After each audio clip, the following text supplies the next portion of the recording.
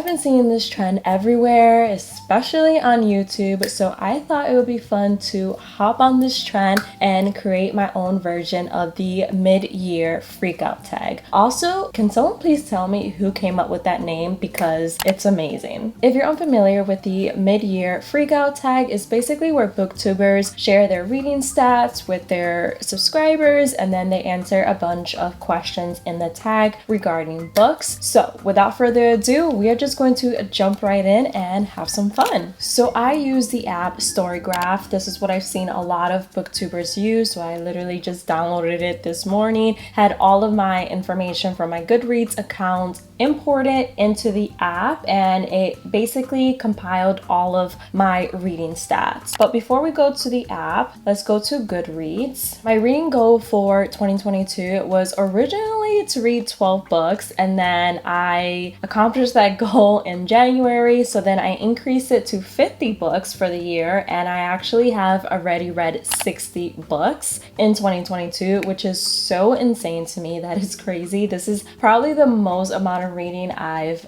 done in my adult years. I used to read a lot as a kid and in high school, but once I started college, I stopped reading for fun. So I'm really proud of myself for reading 60 books. I might increase my goal to 100. I'm not sure yet, but I've read 60 books so far in 2022. According to Storygraph, the main moods that I read are emotional, which I can see, mysterious, tense, and lighthearted. And the least mood that I typically read, it's sad and relaxing.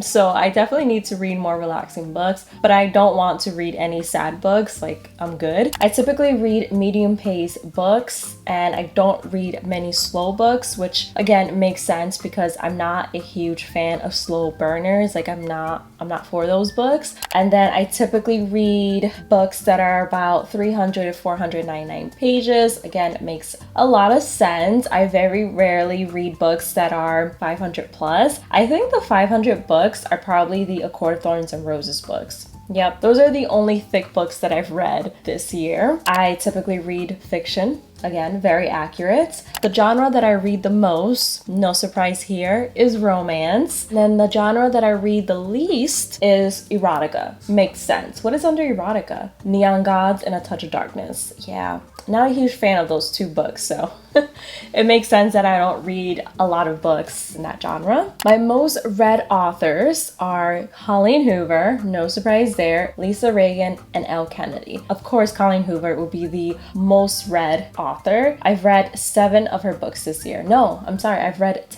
10 of her books so far this year. Love me some Colleen Hoover books. My average rating for all of the 60 books that I've read this year is 3.7, and that honestly makes a lot of sense. I very rarely give books 2 stars or below, and I very rarely give out 5 stars. So it makes sense that it's a 3.7, you know, right there in the middle. Those are my reading stats so far for 2022. Now let's get to the fun portion of this video and answer some mid-year freakout questions. Okay, the first question. Best book that you've read this year? That is so hard to narrow down to just one book. I have a couple books that I consider like my best reads, at least so far for 2022. If you have been watching my book content for a while, then you probably already know what books I'm going to say. But the first book is Verity by Colleen Hoover. I absolutely love this book. I read this book during a 24-hour reading challenge. I literally stayed up till like 2 in the morning to finish it. I was fighting sleep. I could not stop reading it. I could not put it down. I love this book so much. The ending was a complete mind fuck. Like, I don't know how else to put it. It literally threw me in for such a loop that till this day, I don't even know what to think about the twist. Like, I love this book so much. If you haven't read Verity by Colleen Hoover, please read it. It's different than her other romance books. It is kind of dark at times, but it's so good. The writing in this is 10 out of 10. The plot, the characters, absolutely love this book so much. And then this next book should not come as a surprise to anyone, and that is The Love Hypothesis. I absolutely fell in love with this book when I read it. I think I also read it during a 24-hour reading challenge. This book is so heartwarming. It still makes me smile whenever I think about it, and I just love this so much. That's all I have to say. If you haven't read this book, what are you doing? And then a more recent 5-star read for me was The Kiss Quotient by Helen Huang. Absolutely love this book. I think it's so cute. I talked about this book in my June wrap-up video, so I'm not going to dwell on it, but if you haven't read this book, please read it. If you are in the mood for a feel-good, heartwarming book, this is the book for you. Absolutely love it. All the good vibes with that book. The next question, best sequel you've read this year. This is another recent read for me, and it is Good Girl, Bad Blood by Holly Jackson. To be honest, I didn't really like the first book in the series, which is A Good Girl's Guide to Murder. I just don't understand the hype behind that book, but this book, the second book in the series, oh my god, I gave it 4 out of 5 stars. Absolutely loved it. I was so scared to continue this series, but so many of you guys were like, please continue reading the other 2 books. You'll like it. The books get better. And you weren't lying. I am so excited to start book 3 this month. Hopefully I get around to starting it this month. I don't know. I have a huge TBR to get through. But this book was like the best sequel I've read in such a long time, and I absolutely loved it. Now I can say that I am a fan of the Good Girl's Guide to Murder series. New release you haven't read yet, but you want to. When I was writing down the questions, the book that popped into my mind immediately was My Killer Vacation by Tessa Bailey. I almost picked it up a few days ago, but I was like, Carmen, you have so many books to get through. You don't need to buy any more. So I didn't end up picking it up, but I want to read it so bad. It sounds like such a good book. If you're unfamiliar with the synopsis, let me quickly tell you what the book is about because it sounds amazing. Listen. An all-new spicy murder mystery from Tessa Bailey. Like,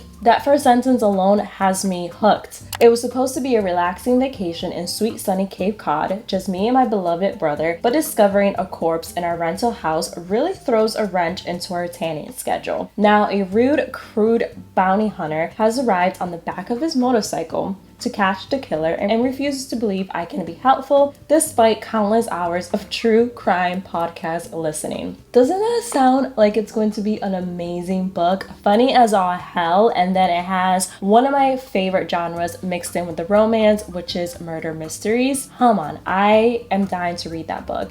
I think it came out a few weeks ago. It's a very recent release. I'm gonna get around to reading it. Maybe not this month, but definitely next month. Most anticipated release for the second half of the year.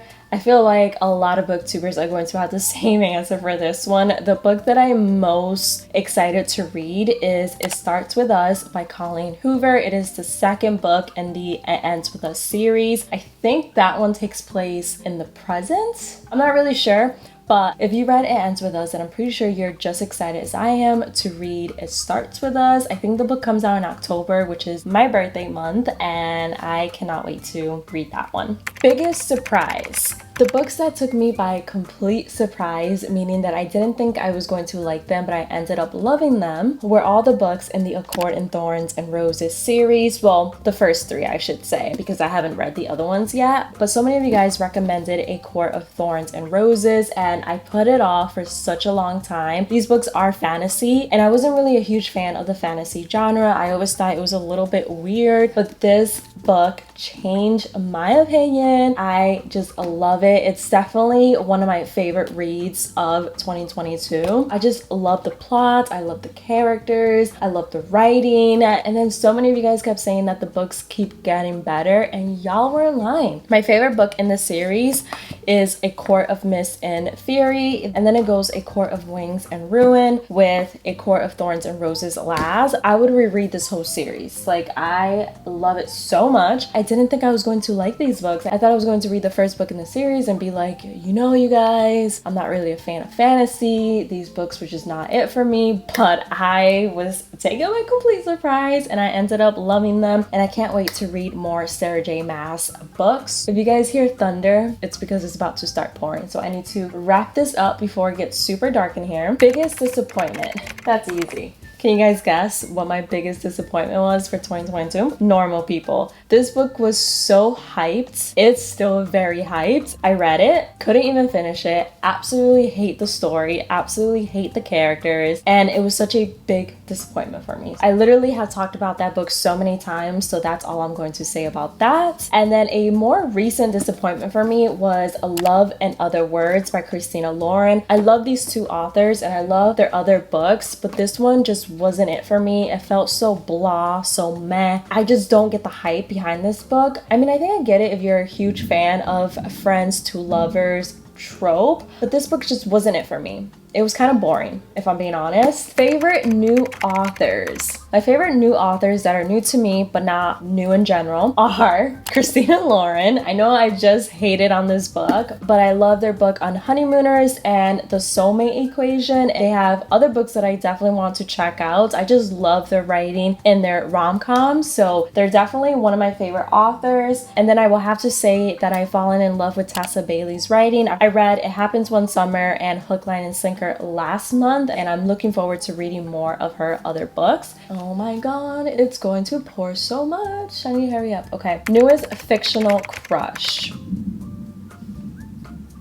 You guys hear the thunder? I don't even know if the mic is going to pick up the thunder, but it's thundering. Newest fictional crush. This one was tough, but I narrowed it down to two characters. The first character that I am absolutely obsessed with is Garrett from The Deal. He is just perfect. He's understanding. He communicates. He plays hockey. He's just perfect. And I fell in love with his character in this book. My all-time favorite character from the Off-Campus series. And then of course we have Adam from The Love Hypothesis. He is so sweet. He cares so much for Olive. My heart. My heart. I just love him so much, and he was just so cute.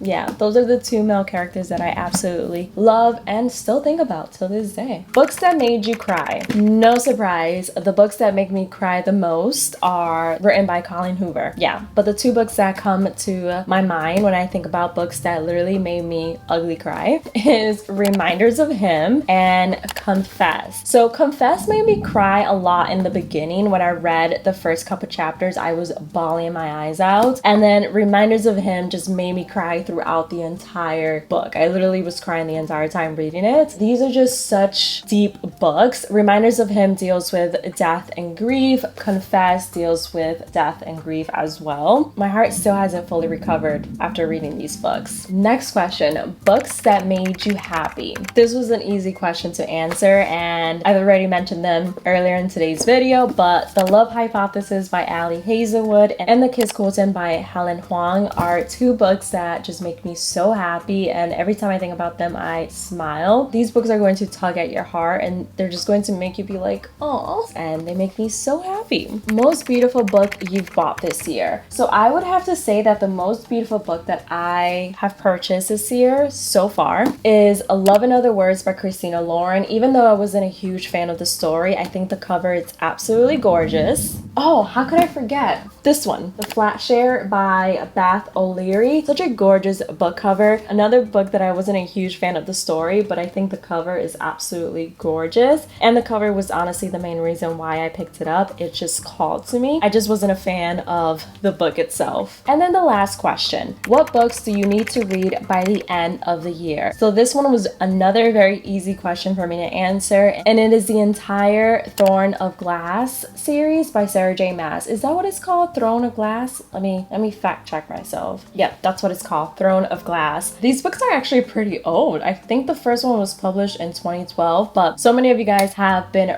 recommending the Throne of Glass series. I have no idea when I'm going to be able to read that series because there are a lot of books, and I think those books are pretty thick. So again, no idea when I'm going to read them this year, but I know that I want to read them before the year is over. I just need to sit down, order them, and read them. Those are all the questions in the mid-year freakout tag. I really hope you guys enjoyed this video. It was something different, something lighthearted and fun on my channel, and I had a lot of fun filming this video. I will have all the questions in the description box below if you are a YouTuber and you want to do this yourself, or if you just want to answer the questions because it's fun, go right ahead. Pick any question from this mid-year freakout tag and then answer in the comments below so we can chat about books. That is pretty much it for today's video. Again, I really really hope you guys enjoyed watching. If you did, don't forget to give it a big thumbs up. Don't forget to subscribe. I would love to have you a part of my little community here on YouTube, and I'll see you guys in the next one.